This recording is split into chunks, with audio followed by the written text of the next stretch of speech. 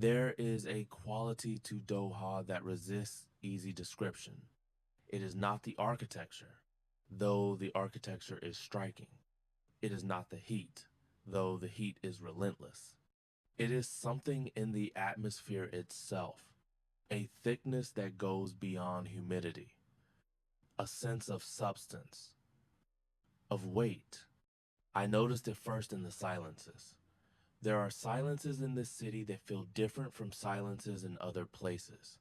In most cities, silence is an absence, a pause between noises, a gap waiting to be filled.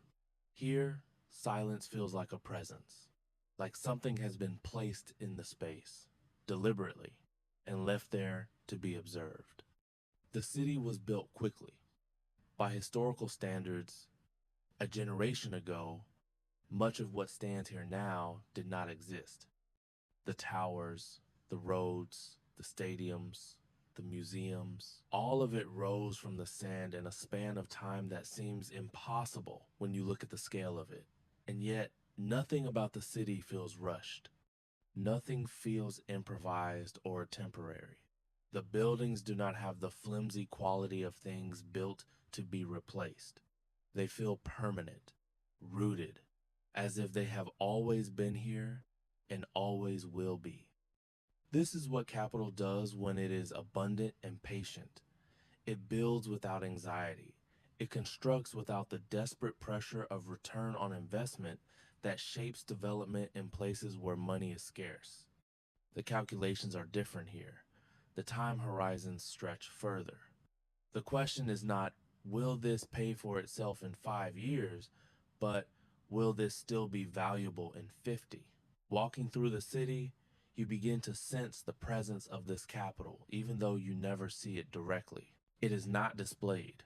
There are no ostentatious shows of wealth in the public spaces. The streets are clean and well maintained, but they are not gilded. The buildings are impressive, but they are not gaudy. There is a restraint that speaks of confidence, the kind of confidence that does not need to prove itself. I spent time in the older parts of the city near the water, where the souks still operate and the buildings are lower and the streets are narrower. Here, the capital is less visible. The life is more traditional. Merchants sell spices and textiles and gold as they have for generations. The rhythm is slower, older, more human.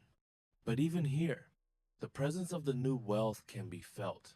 The restoration of these old quarters was not cheap. The preservation of tradition requires resources. Someone decided that this heritage was worth protecting and had the means to protect it. The capital flows even through the ancient streets, maintaining what might otherwise have crumbled. The contrast between old and new is not jarring here as it is in some cities.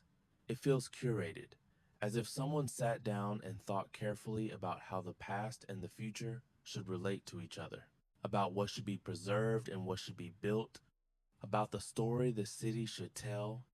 This is the luxury that capital provides, the luxury of intention. When money is not a problem, you can make decisions based on what you want rather than what you can afford. You can shape your environment according to a vision rather than scraping together whatever is possible. I think about the people who made these decisions, though I do not know them. They work in offices that are not marked with their names. They meet in rooms that are not photographed for magazines. They exercise influence through ownership and investment, through the quiet deployment of resources that shapes outcomes without appearing in headlines. This kind of power is different from political power, though the two are often intertwined.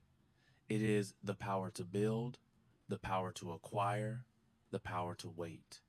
Political power must be defended constantly, must be exercised visibly, must respond to challenges and rivals. Capital power can be patient. It can accumulate in silence. It can work through time rather than against it. The investments that flow from this city go everywhere. They are in every major economy, every major sector, real estate and infrastructure, technology and media, sports and culture. The portfolio is global, diversified, resilient. It is designed to survive any particular crisis, any particular downturn. It is designed for the long term. But the center remains here, in this city on the peninsula, surrounded by water that is almost impossibly blue, under a sky that is almost impossibly bright. The money flows out into the world and returns as income, as influence, as options. The cycle continues year after year, decade after decade. There is a museum here that houses a collection of Islamic art spanning 14 centuries. The building itself is a work of art designed to capture the light of the Gulf and draw it inward. The collection inside is staggering in its breadth and depth. Manuscripts and ceramics, textiles and metalwork, objects of devotion and objects of daily life. It is the kind of collection that takes generations to assemble and resources beyond what most institutions could ever command. I spent hours in that museum, moving slowly from room to room, from century to century. And I found myself thinking not about the objects themselves, beautiful as they were, but about what it meant to gather them here, to build a home for them, to say, through action rather than words, that this heritage matters and will be preserved. This is what patient capital can do. It can rescue beauty from neglect. It can protect the past from the indifference of the present. It can invest in things that have no immediate return, no practical value, no commercial purpose. It can afford to care about things simply because they are worth caring about. The city continues to grow. New projects are announced, new towers rise, new districts are developed. But the growth does not feel frantic.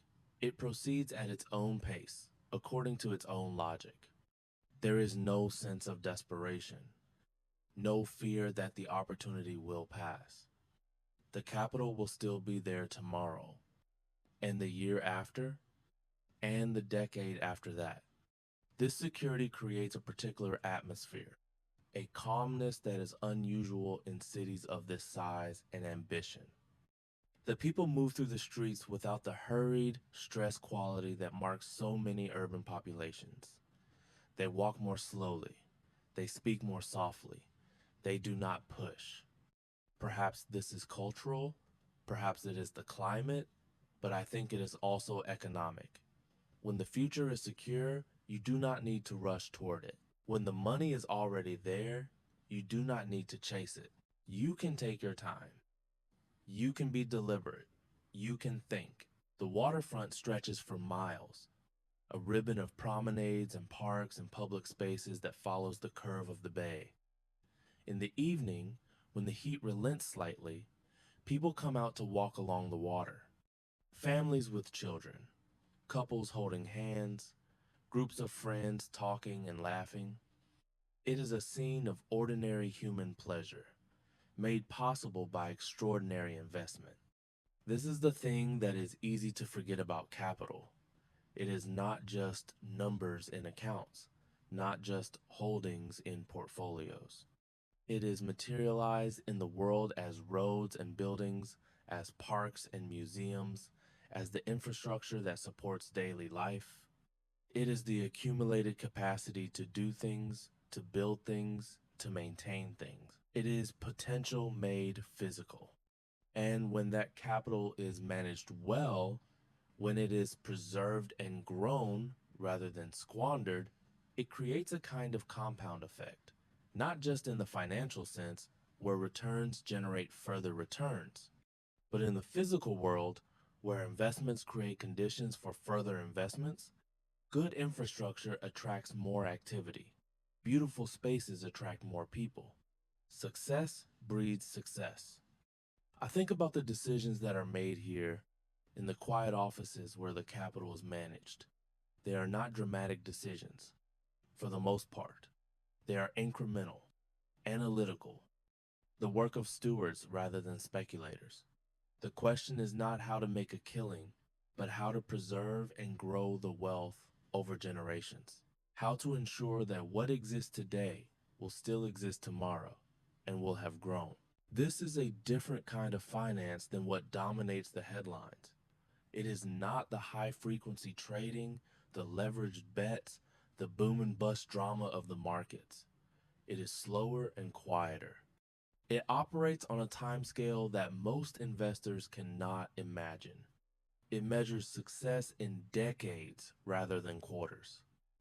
The discipline required for this approach is considerable. The pressure to chase returns, to take risks, to keep up with competitors, this pressure exists everywhere, including here. But the structure of sovereign wealth provides some insulation from these pressures. The capital is not accountable to quarterly earnings calls. It does not need to satisfy impatient shareholders. It can afford to wait, and it does wait. It waits with a patience that can seem almost geological. Positions are held for years, for decades. Investments are made with time horizons that extend beyond the careers of the people making them. The current stewards will be gone long before some of their decisions bear fruit. They are planting trees whose shade they will never enjoy. There is something almost religious about this orientation toward the future, a faith that the world will continue, that the investments will mature, that the returns will come, a willingness to defer gratification, to sacrifice the immediate for the eventual. It is the opposite of the short-term thinking that dominates so much of modern life. Night falls, and the city is transformed. The towers that shimmer in the heat haze of day become pillars of light against the dark sky. The reflections dance on the water of the bay. The temperature drops slightly, enough that being outdoors becomes pleasant rather than oppressive. The city comes alive in a different way. There is a beauty to this place that is undeniable. Whatever you think of the forces that created it, the beauty of ambition realized, the beauty of vision made concrete, the beauty of a city that was imagined and then built according to a plan that is still being executed. This is what capital can do when it is concentrated and directed. It can reshape the landscape. It can create environments that would otherwise be impossible. It can compress time, building in decades what would take centuries in other circumstances. It is a form of power that is often invisible, often quiet, but always consequential. And like all forms of power, it carries responsibilities. The wealth that created this city came from the earth, from resources that are finite. The question of what happens when those resources are exhausted is not abstract here. It is the motivating force behind much of the investment and diversification. The effort to transform extractable wealth into sustainable wealth, to build an economy that can survive the end of oil. This is the great project that underlies everything else. The visible construction is just one part of it. The museums and stadiums, the towers and roads, these are investments, but they are also hedges. Bets on a future where the value of this place comes not from what lies beneath the ground, but from what has been built above it. Whether these bets will pay off, no one can know. The future is always uncertain, always unwritten. But the effort is being made, the resources are being deployed, the patience is being exercised. The night deepens, the traffic thins, the lights of the towers glow against the darkness. Somewhere, in an office or a conference room, someone is reviewing an investment, considering an opportunity, managing a position.